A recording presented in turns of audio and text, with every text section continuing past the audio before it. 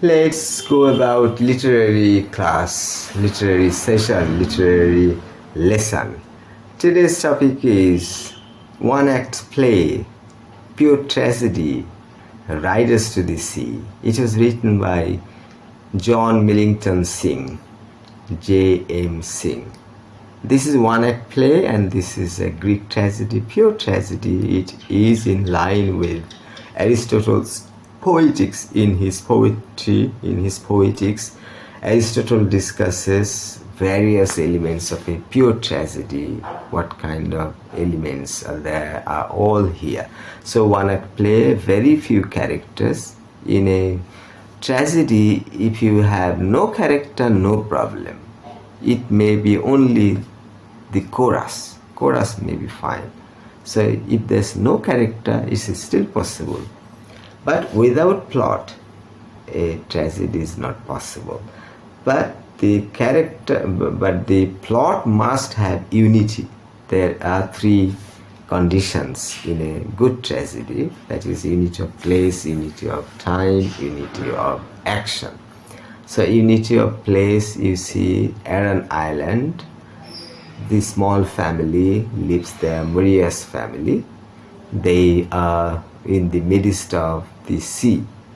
I compare the island with Bangladeshi St. Martin. Everywhere there's water, the Bay of Bengal, and here you have the Galway Bay. There is a fair there, Galway Fair, and the fair I compare to that is Teknaf. So Teknaf is the place where the fair is taking place, the up coast, right? And inside the sea, the Bay of Bengal is St. Martin, that is an island where Maurya's family lives. Here you have no comic relief like Shakespearean dramas, tragedies, no comic relief, because it is in line with Aristotle's poetics. Unity of time, unity of place, unity of action, all three unities have been absolutely maintained. Very few characters, and there's also the conflict. Conflict is the essence of a drama, and we have also the conflict between Maurya against and the sea. That is, the Maurya represents human being and the sea represents nature. And at the end what we see, nature overpowers. The nature defeats a human being. So constant conflict between human and nature, and the nature wins, more powerful as it is. In this play we see a very few characters. In the family, Maurya lost a lot of male folks, her husband, her father-in-law, like that. And when the drama starts, but probably we'll see that Michael, the fifth son, has already died, drowned. And before Michael, 4 other sons also died. So Bertley is the only surviving son. The 6th son, the last son, he is also going to die. So in these circumstances, we find pity, we find absolute pity, right?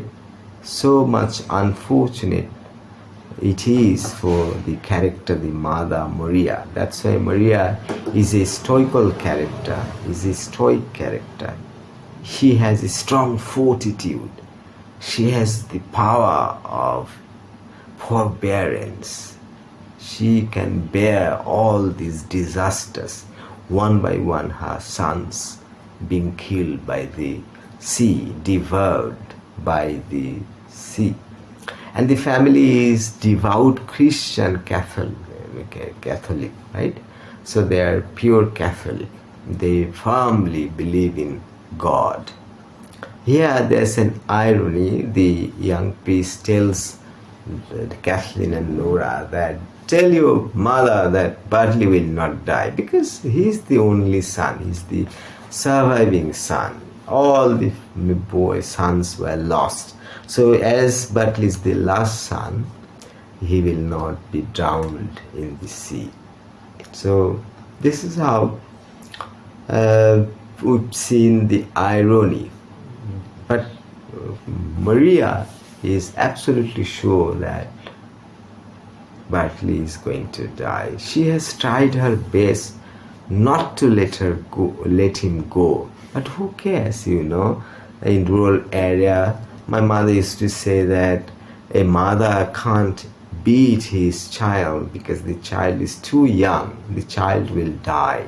And later when the child grows up, becomes an adult, the mother cannot beat because he, the son, will himself beat her. So that's the tragedy of a mother. And here we see, even when Maurya was trying hard to stop Bartley, but Bartley doesn't care. Bartley doesn't listen to his mother. He must go, and at the end he must die. No alternative. Okay, so the start of the drama is something very interesting. Dramatic start, abrupt beginning. All of a sudden, the opening of the drama, the cake is being baked, and Nora already got a patch of clothes, right? A package of clothes. It's because the young priest gave her, oh, take this patch of clothes. Probably these clothes belong to Michael, right? When this story, the play starts, we see this. So Michael already drowned, already dead, and the priest found that decent burial took place and clothes are there. Nobody found that they know the clothes, and in that circumstance he thought that the clothes may belong to Michael. That's why the patch of clothes was given to Nora. So Nora showed it to Kathleen. They initially took it on the top. There's this space above the toilet in a modern society, something like that. So she took down and was showing her elder sister Kathleen. And they were afraid because Maurya might get in. So little later, Maurya really was coming in with some talking. We heard some voice, and Nora and Kathleen again hid the package of clothes because they knew if their mother saw, she must be very hurt. It must be very painful for her. So they hid it. So Maurya came and said that, hey, you see, stupid nonsense, Bartley. Oh, I lost everyone. Bartley is our surviving son, the last son. And the weather is very stormy. It's going to be very tumultuous sea. He's going to sell his horses because the fair will give better price. So what the hell would I do with a better price when there's a possibility, a serious possibility that they're going to lose Bartley? But Bartley doesn't care. So later Bartley came and was looking for a rope, and then he left with his horses, right? He was going to sell. All right. So here Maurya was trying to stop him, but he did not listen. He did not pay heed to his mother, pay attention to his mother. So in course of time we see that Bartley went away. Maurya was behind. Maurya was supposed to take baked pie, right, to bake cake. So cake would be given to her son Bartley, but she forgot. It is very natural, as she was very much tense in a very snafu situation. She forgot, and she was trying to stop when, if she blesses, that would be better. So Kathleen and Maurya, Nora says that why don't you bless your son? You cannot stop him. What the hell did you do? That's why you forgot the baked cake. So every way it's even worse. It is good if you can stop Bartley, but as you cannot stop Bartley, what the hell did you do? You should not have behaved like this. You should have been peaceful. You should have been, resting. You should be, feeling good. If you are happy, if you give him blessings, let him go as he must go, that would be better. So this is how the story is going to the climax. So the end of the play is the climax. Bartley will die. Horrible. There are supernatural elements. Number 9 is very interesting here. Whenever we see the touch of 9, there is a disaster. It is an ominous sign. We see 8 members already drowned in the sea. So Bartley will be the number 9. So as he's going to be number 9 who is going to be drowned, we can guess that perfectly that Bartley will also die in the sea. And the same thing has happened in this drama. So let's little compare with Shakespearean tragedy. You see, fate is not responsible in Shakespearean tragedy, but comedy is responsible. The tragic flaw is responsible for the downfall of the major character, of the hero. So we see excessive love, excessive thirst for knowledge killed, destroyed Dr. Faustus. You see Macbeth, he had excessive love for power. That is what killed him. And in Hamlet, procrastination. Hamlet was thinking and thinking and thinking. Excess of anything is bad. So if you have something excessively, then that is fatal. That will bring the downfall. That will be a disaster in one's life. So here we do not have that disaster. It is the fate. In Aristotle's Poetics, fate is the responsible for one's downfall. So Aristotle blames the fate. Somebody is not in good condition, some serious consequences happen to him or somebody.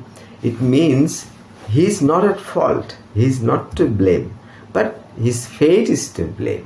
Whenever we feel bad, we always say that, oh, I'm very unfortunate, my fate is bad, my fate is ill. But actually it's not basically true. We do not work hard, we do not try to flourish ourselves, we do not pursue some goal. That's how we fail, but we blame our fate. Fate is not the thing here. The tragic flaw is the main thing. But here in Aristotle's Poetics, we see fate is responsible for the downfall. So Maurya has been a stoic character, stoical character, a very, very wonderful lady with a strong fortitude. But she is not to blame. Her fate is to blame. And the fate is actually working in disguise of the sea. The sea is in disguise of the fate of Maurya. If the sea could give something, Maurya would be happy. As the sea doesn't give anything, it takes away everything. If it is before, suppose before earlier than 2000, women had no independence. They had terrible consequences. They had oppression, suppression. They had been always beaten by their husbands. They were usually tortured. So many horrible things happened in the life of the women, the females. They used to work hard. They cook for the whole day, night, and all the things they did was very much hard work.